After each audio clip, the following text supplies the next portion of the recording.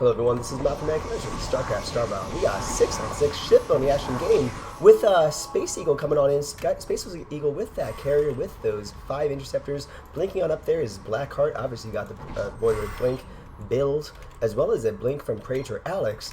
Vonley coming on in with a Plaguing Overlord, another Plaguing Overlord from General X, and Alphagan, the Arbiter. Now we got basically the team of nerds over here. We got like the basically everybody's a specialist ship. There's no middle ground. There's no tanks or missile boats. But what they've got is a whole bunch of cool abilities and like pointy attacking ships. So collectively, their damage output's really high, and their ability to make like cool plays is also pretty high because they've got the mages and the D&D nerds over here, as opposed to we got the carrier from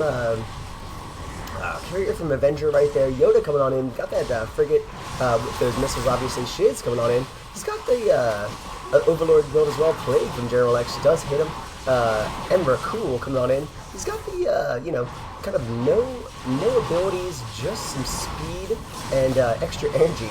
The extra energy, I guess, to go into shields, but only for like his Calvin and Hobbs right there, as well as Avenger. Hobbs has the 5 lasers carrier build.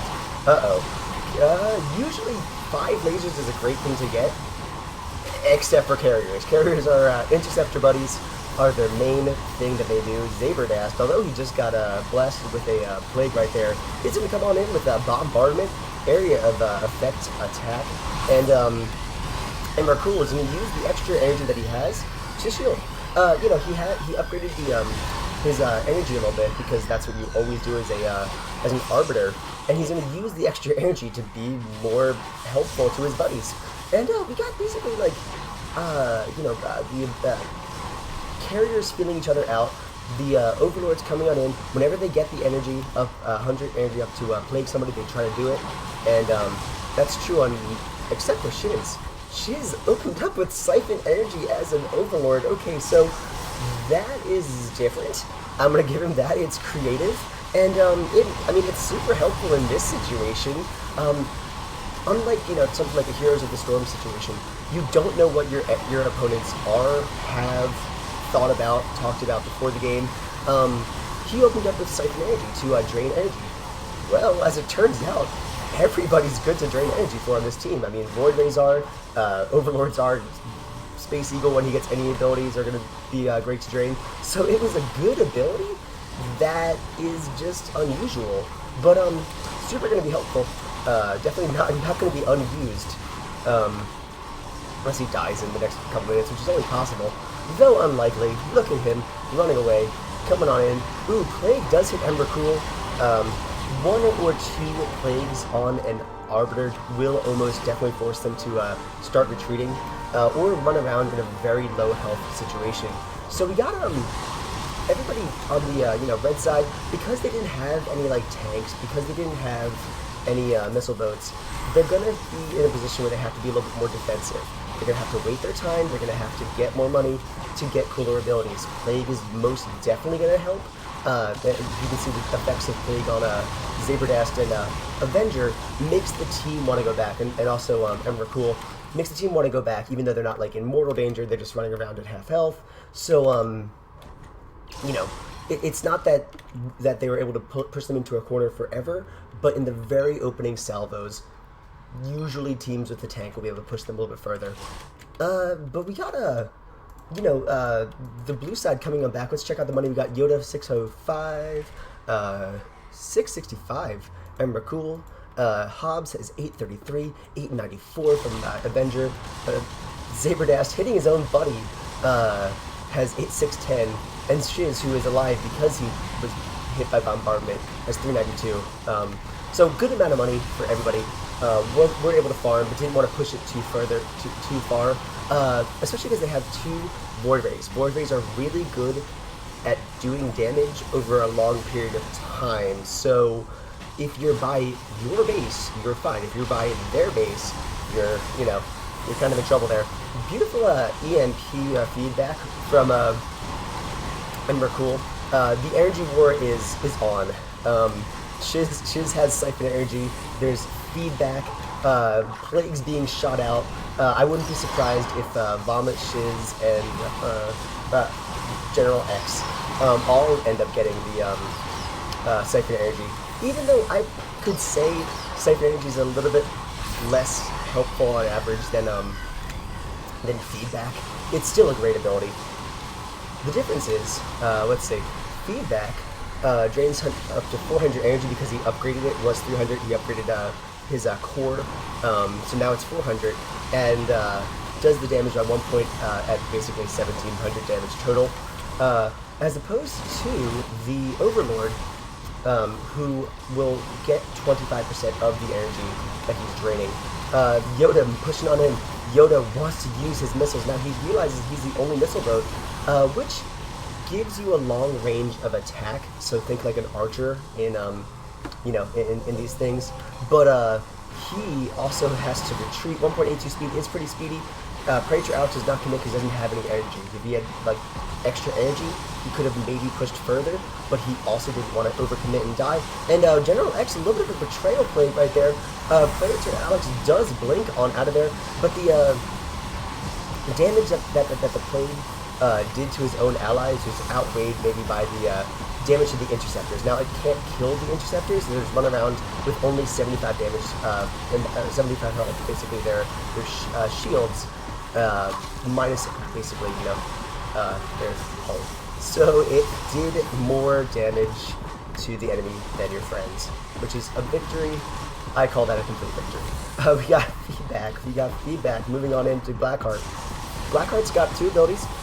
He's got a Chrono Rift as well as Blink to use. He's got 350 to divide his energy amongst, and he's gonna want more. Everybody's gonna want more energy at this point, but the energy war is on. Everybody's gonna be draining as well. We got Predator Alex trying to be sneaky, trying to use that gas up there.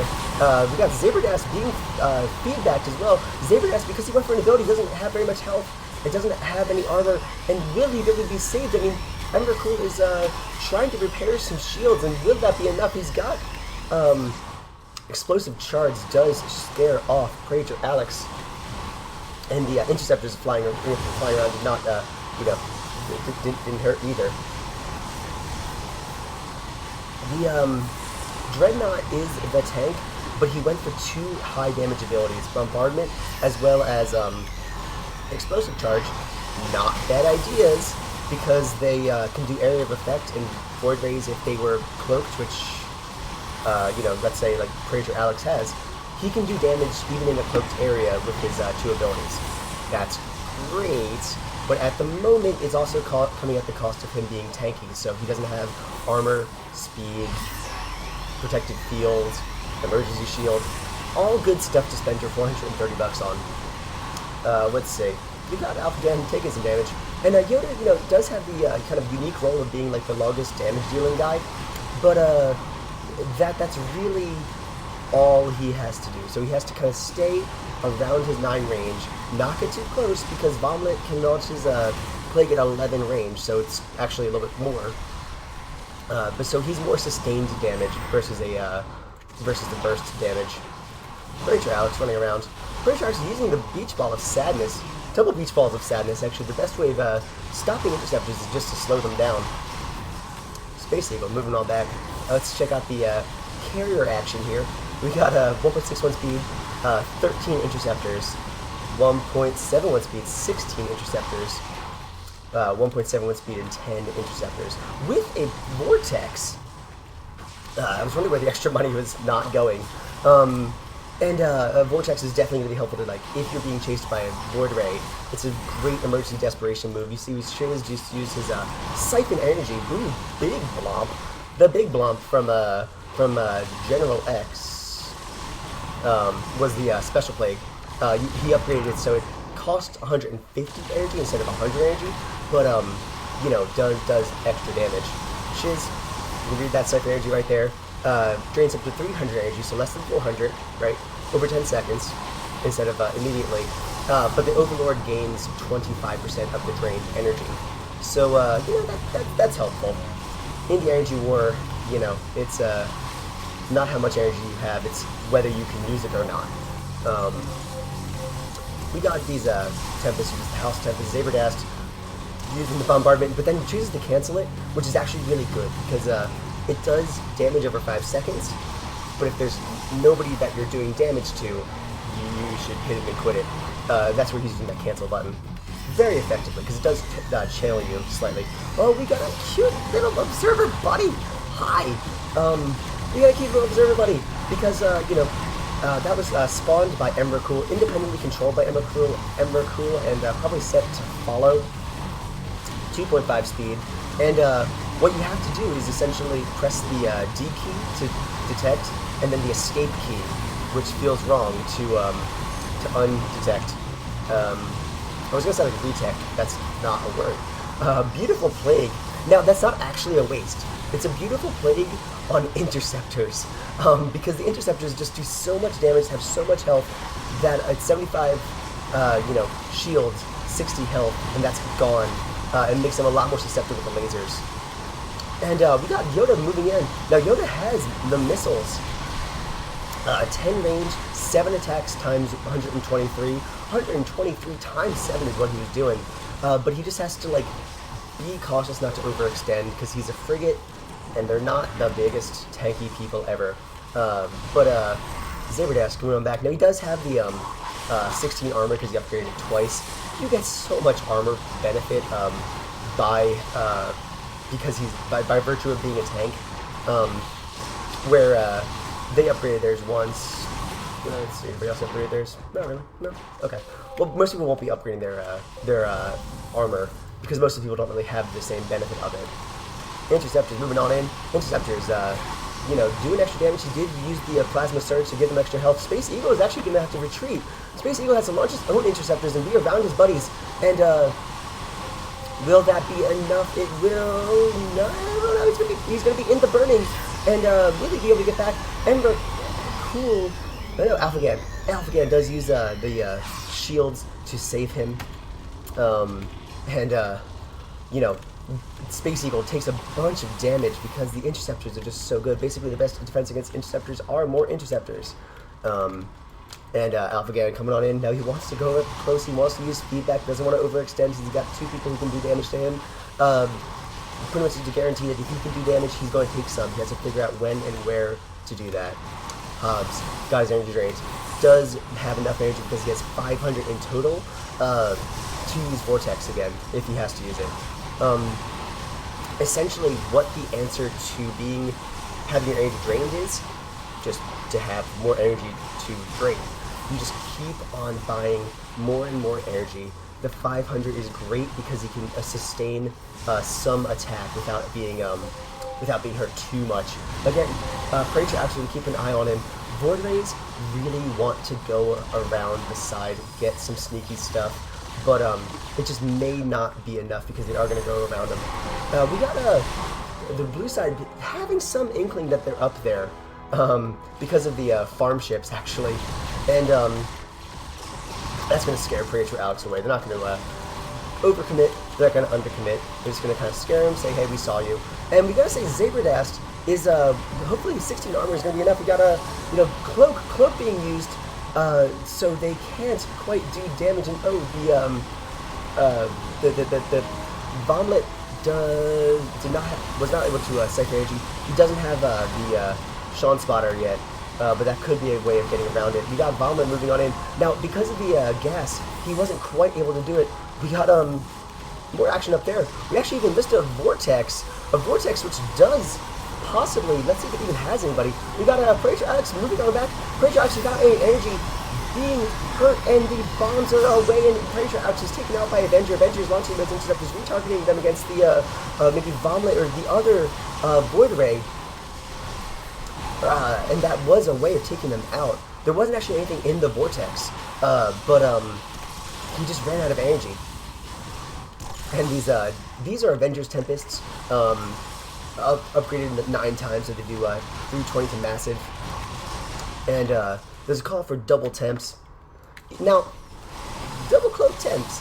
Now, the traditional knowledge is that temps are bad against interceptors because they can't shoot interceptors, so they are susceptible. You can try to protect them, but It is a risk. Taking an awful risk, Vader. We got the Plague being used against the Tempest as well. It's an ability to do damage to an ability. That's fair. He has 450, so he's you know, pretty okay with using his energy. Zebradev's going the entire time on bombardment, putting an explosive charge as well. Now the feedback being used against one of the overlords. The blue side staying around the Tempest. Oh, just taking out. See, Interceptor's great against taking out Tempests because they have to be protected as well. We got Zebradev's taking the Plague right there. 1.82 speed is a lot for a tank, so he's feeling a little bit more confident right there. But he doesn't have the protective field or the other things that are good to make you tanky. That protective field doesn't have emergency shield, doesn't have you know, repair bots. Yeah, because he likes his explosive charge and bombardment output damage. He may have to just kind of like do a little bit more. And bombardment's great against the area effect though. Yoda's got the idea. Yoda's got the 10-10-10 build right there. 10 shields, so he's always repairing shields. 10 laser batteries because interceptors are annoying, and 10 backlash rockets because he's a, you know, he's a pointy boy. And that's basically just having his base do more damage. Even that's quick reload. So maybe try to chase down Vomit, but the interceptors do chase him off. Now he upgraded his laser batteries quite a bunch, like 10 times. So it's very you know, it's very high damage. But interceptors are just really tanky at this point. And will this Space Eagle keep on going? No, he is not going to make it back to base. He's taken out by Yoda. Yoda moves on in, moves on out. Tempests are well set up to siege the base right here. And we got Shiz taking a Plague right there while he's retreating. Yoda moving on in. He's got 10 range, so he's at the exact same range as the battle station. Tempest being attacked right, you know, attacking right now. The blue side pushes back further, and the Tempests are being cloaked. Tempests are being cloaked, so they are not being targeted. General X gets way too close to them, and now he has so many Tempests, and boom, he's taken out by Yoda technically, but also really helped out by this wall of Tempests, which were just shielded right there. And that is going to make a black card quit. It's going to make a whole bunch of people quit right there. And I think that's going to be just about it. I hope you guys enjoyed this. Make sure you press like, press subscribe. We are doing StarCraft Star Battle all the time. And now we're going to watch. And now we're going to boom.